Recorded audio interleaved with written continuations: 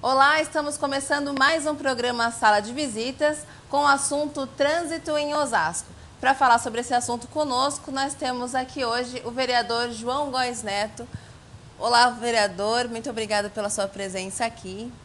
Laís, eu que agradeço, esta oportunidade, aqui mais uma vez na TV Câmara, para a gente falar da nossa cidade, da nossa querida cidade de Osasco, e de um assunto que vem aí incomodando muito os moradores da cidade, que é a questão do trânsito da cidade.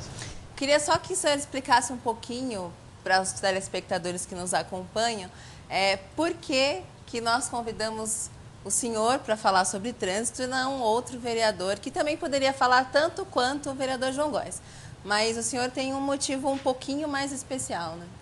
Na verdade, esses dias eu estava na tribuna falando desse assunto e chegou um e-mail no gabinete dizendo fazendo uma pergunta para mim sobre o trânsito, e a pessoa dizia: você que é especialista em trânsito, por que tal coisa assim? Eu até brinquei depois dizendo: não é que eu sou especialista, que na verdade você sabe a história minha política, da minha trajetória política, mais de 30 anos, sempre representando trabalhadores, ou na época da fábrica, ou no Partido dos Trabalhadores, o partido ao qual eu pertenço e estou presidindo hoje.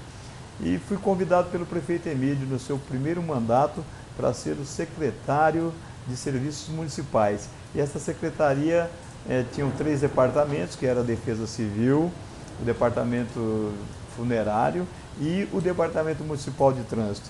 Então, eu quando cheguei na secretaria, que abri o organograma e que vi tantas coisas que tinha que ser feito na cidade, e era um departamento que estava bastante deteriorado, com dificuldade na questão do próprio prédio, os carros todos deteriorados que tinha ali, tinha muita coisa para fazer. Foi um momento que a cidade começou a crescer também com muita força, e nós tivemos que tomar bastantes iniciativas naquele momento. Então, ficou essa coisa. Até hoje eu discuto muitas coisas sobre trânsito, eu tive que estudar muito sobre isso para poder tomar conta de uma secretaria tão importante daquela, e principalmente essa questão do trânsito.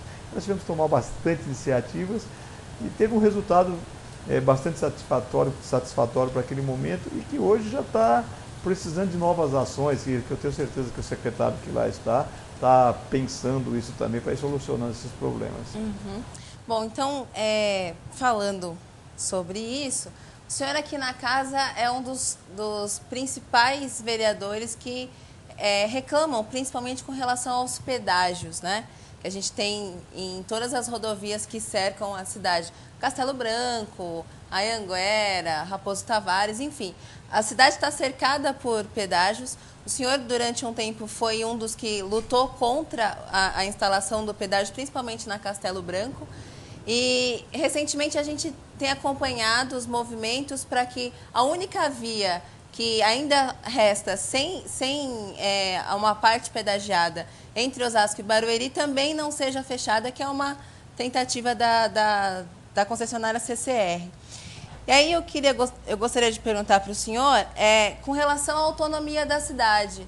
Osasco não tem autonomia frente ao Estado ou à concessionária para dizer: não, a gente não quer o pedágio aqui na cidade, a gente não admite isso. Não tem como fazer alguma coisa para evitar essa situação na cidade?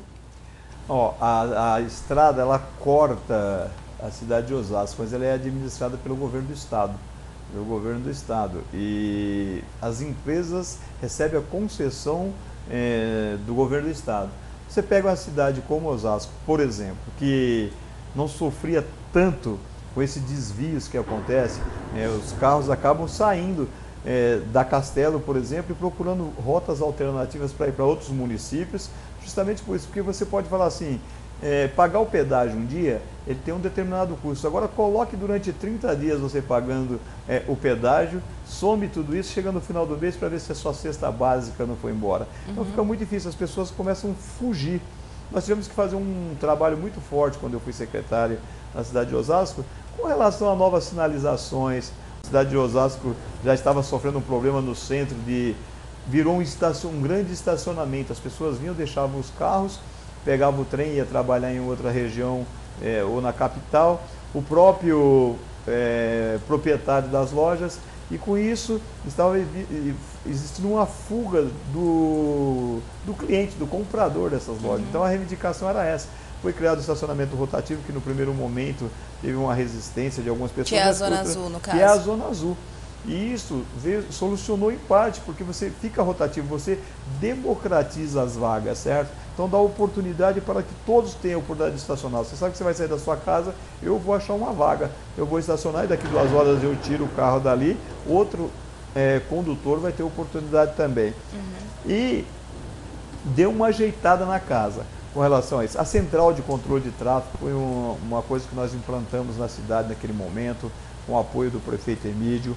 Também é uma central que você lá de dentro você consegue visualizar todas as vias na cidade, você consegue alterar o tempo de semáforo, é uma coisa importante. Isso ajuda o Demutran também a identificar os lugares que Exatamente, consegue identificar. O problema é que é o seguinte, nos horários de pico, a cidade começou assim, a receber uma carga muito grande na questão de quantidade de carros. Por quê? Por causa que, olha, a primeira luta começou há mais de 10 anos atrás as marginais da Castelo Branco, que foi construída para poder dar os acessos à cidade de Barueri, desafogar as vias centrais da Castelo Branco. Só que foi lá o que aconteceu, vieram e pedagiaram. Teve uma luta muito grande naquela época, o prefeito Emílio era deputado estadual, eu estava na assessoria, conseguimos fazer um trabalho muito forte, mas o governo não respeitou. Foi lá e fechou a via. Depois veio a questão do Rodoanel. O Rodoanel, para que serve? Qual é a ideia do Rodoanel? É você exatamente tirar a grande maioria de carros, e principalmente caminhões, das vias internas dos municípios, Sim. certo? Então você pega a questão de Osasco, que está num lugar estrategicamente extraordinário, que recebe a Castelo Branco, a Raposo Tavares, a Anhanguera, a Bandeirantes, a BR-116, tudo isso ligado para o Rodoanel. É bom que se saiba que todas essas vias, quando elas chegam no Rodoanel, elas já pagaram pedágio. E um pedágio muito caro. Aí na hora de você fazer a distribuição, você tem que pagar o pedágio também dentro do Rodoanel. E aí, as lutas que nós vamos travando, certo? Os moradores da cidade de Osasco, Carapicuíba, alguns políticos envolvidos nessa situação, também não vai surtir o efeito. Depois, eles não se conformaram que pedagiaram as marginais da Castelo Branco, o Rodoanel. Aqui aconteceu 2 coisas absurdas na Castelo Branco. Foram os acessos ao Rodoanel, tanto sentido interior como sentido capital. Se você pegar ali na divisa com Barueri,